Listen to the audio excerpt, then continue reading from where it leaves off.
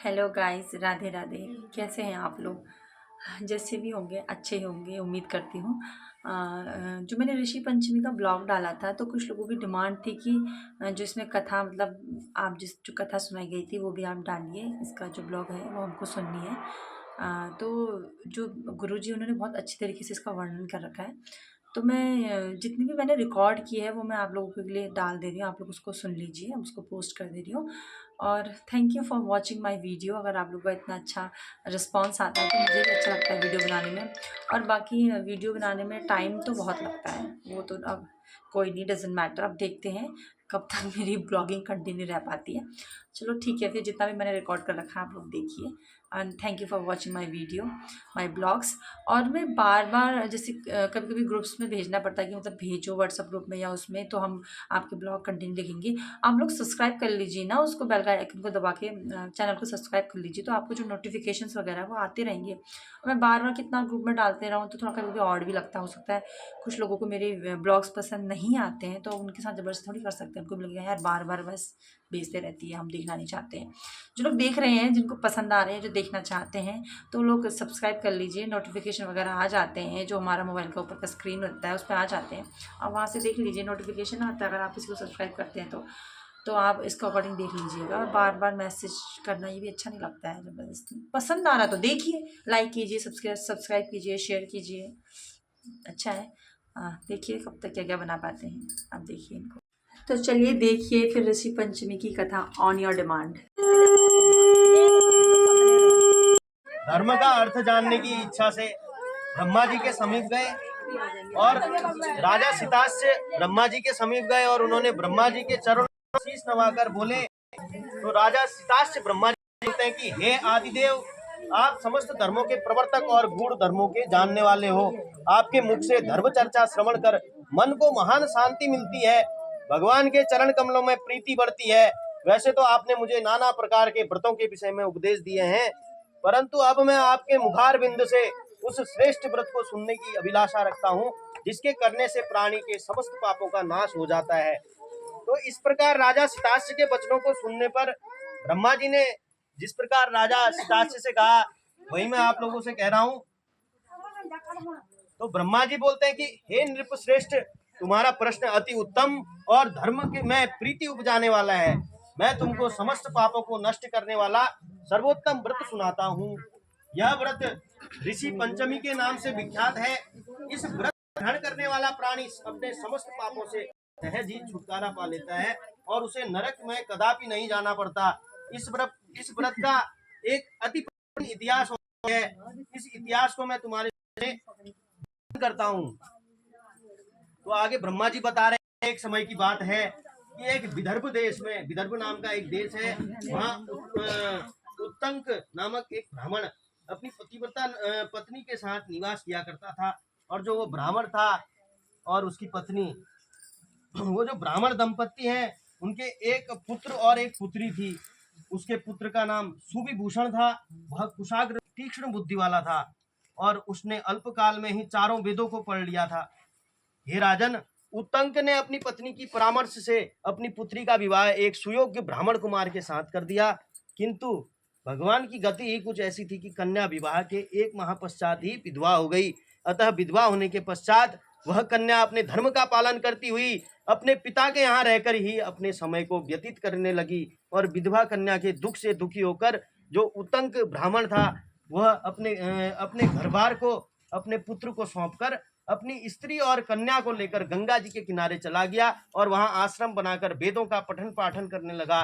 कुछ समय बाद उसके पास कुछ ब्राह्मण भी वेद पढ़ने के लिए रहने लगे और कन्या भी अपने धर्म का पालन करती हुई अपना समय व्यतीत कर रही थी। वह नित्य प्रति मन लगाकर माता पिता की सेवा करती थी और एक दिन समस्त कार्यों से थककर वह एक शिला पर आराम करने के लिए लेट गई। एक पत्थर पर वह कन्या आराम करने के लिए लेट गई। थकान के कारण उसको अपने शरीर की सुधि भी न रही और भगवान की गति से अर्धरात्रि के समय यकायक उसके शरीर में कीड़े उत्पन्न हो गए। और शिष्यों ने जब उस कन्या के शरीर पर कीड़े देखा तो उन्होंने जाकर अपनी गुरु पत्नी को बताया। कन्या के शरीर में कीड़े पड़ जाने की बात सुनकर ब्राह्मणी कातर स्वर में विलाप करती हुई रोने लगी और उसी शिला के पास पहुंची जहां उसकी कन्या बेसुध पड़ी थी। उसके शरीर पर को देखकर वह बहुत दुखी हुई और विलाप करते करते वह ब्राह्मणी अचेत हो गई। जब उसे आया अर्थात जब उसे थोड़ा होश आया तो उसने अपनी सोती हुई कन्या को गोद में उठाया और अपने पति उत्तंग के सामने ले जाकर रख दिया। और कन्या की दशा को देखते हुए ब्राह्मणी ने अपने पति से कहा, हे स्वामी, आप कृपा कर मुझे यह बताएं कि मेरी इस साध्वी कन्या की दुर्दशा किस दुष्कर्म के कारण हुई है। अपनी भार्या की बातों को सुनकर, अपनी पत्नी की बातों को सुनकर जो उत्तंक ब्राह्मण था, वो जो उत्तंक मुनि है, वो थोड़ी देर के लिए शांत होकर हृदय में भगवान का ध्यान करने लगे। उन्होंने अपनी ज्ञान शक्ति के द्वारा कन्या के पूर्व जन्म के समस्त वृत्तांतों को जान लिया। तब वे अपने नेत्रों को खोलकर बोले, हे प्रिय, यह कन्या अपने पहले जन्म में एक ब्राह्मणी थी और उस समय इसने 16 भी एक समय घर के घड़े आदि बर्तनों को छुआ था। उसी के कारण इसके शरीर में कीड़े पड़े हैं। इस शुद्ध होने के बाद अपनी सखियों के साथ ऋषि पंचमी व्रत को देखकर भी इसका आदर नहीं किया और व्रत के दर्शन के प्रभाव से तो इस जन्म में इसको उत्तम ब्राह्मण कुल तो प्राप्त हुआ, परंतु उस व्रत का तिरस्कार करने के कारण इसके शरीर में कीड़े पड़ गए। और मुनि के वचनों को सुशीला बोले, स्वामिन, जिस व्रत के दर्शन मात्र के समान ब्रह्म जो में उत्तम कुल में इसको जन्म प्राप्त हुआ और जिसका तिरस्कार करने से शरीर में कीड़ों से शरीर से भरी उस महान आश्चर्यजनक व्रत आप कृपा कर मुझे सुनाई।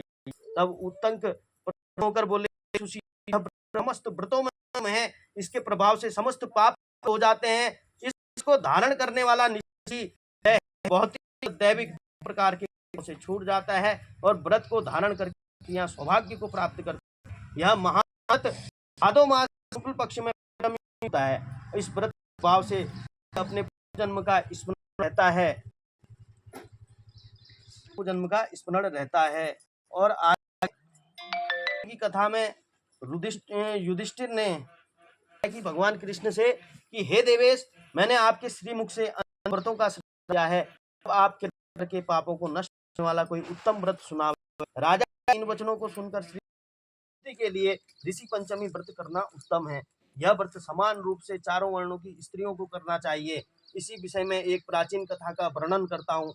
सतयुग में विदर्भ नगरी में सेनजित नामक राजा हुए। वे प्रजा का पुत्रवत पालन करते थे।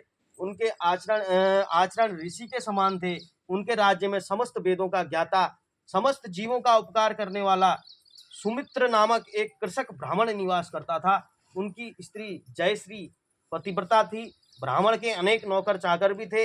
एक समय वर्षा काल में जब वह साध्वी खेती के कामों में लगी हुई थी, तब वह गृहस्थी के कार्यों में लगी ही रही। कुछ समय बाद वे दोनों स्त्री पुरुष अपनी अपनी भोग कर को प्राप्त हुए। जयश्री अपने ऋतु दोष के कुतिनी अगले जन्म में और सुमित्र को रजस्वला स्त्री के संपर्क में रहने के कारण बैल की योनि प्राप्त हुई, क्योंकि ऋतु दोष के अतिरिक्त इन दोनों का कोई भी अपराध नहीं था। इस कारण इन दोनों को अपने पूर्व जन्म का समस्त विवरण याद रहा और वे दोनों कुत्ते और बैल के रूप में रहकर अपने पूर्व जन्म का सभी स्मरण उनको था और अपने पुत्र सुमित के यहाँ पलने लगे। और सुमित धर्मात्मा था और अतिथियों का पूर्ण सत्कार किया करता था। ब्राह्मण को जिमाने के लिए ब्राह्मण को बुलाया और नाना प्रकार के भोजन बनवाए। और उसकी स्त्री किसी काम से बाहर गई हुई थी कि एक सांप ने आकर रसोई के बर्तन में विष उगल दिया। और सुमित की जो माँ थी वो कुतिया के रूप में बैठी हुई थी पिछले जन्म की, और वह यह सब देख रही थी। अतः उसने अपने पुत्र को ब्रह्म हत्या के पाप से बचाने की उस बर्तन को स्पर्श कर दिया, अथवा अर्थात जो कुतिया थी उसने उस बर्तन को स्पर्श कर लिया। और यह देखकर सुमित्र की पत्नी दया करके बोले, पूर्व जन्म में तुम्हारी माता ने अपने उत्संकल स्वभाव के कारण रजस्वला होते हुए भी घर गृहस्थी की समस्त वस्तुओं को स्पर्श किया था और तुम्हारे पिता ने उसको स्पर्श किया था। इसी कारण में कुतिया और बैल की योनि को प्राप्त हुए हैं। तुम उनकी मुक्ति के लिए ऋषि पंचमी का व्रत धारण करो। तो गाइज मैं इतना ही रिकॉर्ड कर पाई। मेरा ब्लॉग देखने के लिए थैंक यू सो मच। अपना ध्यान रखिए। Bye, take care.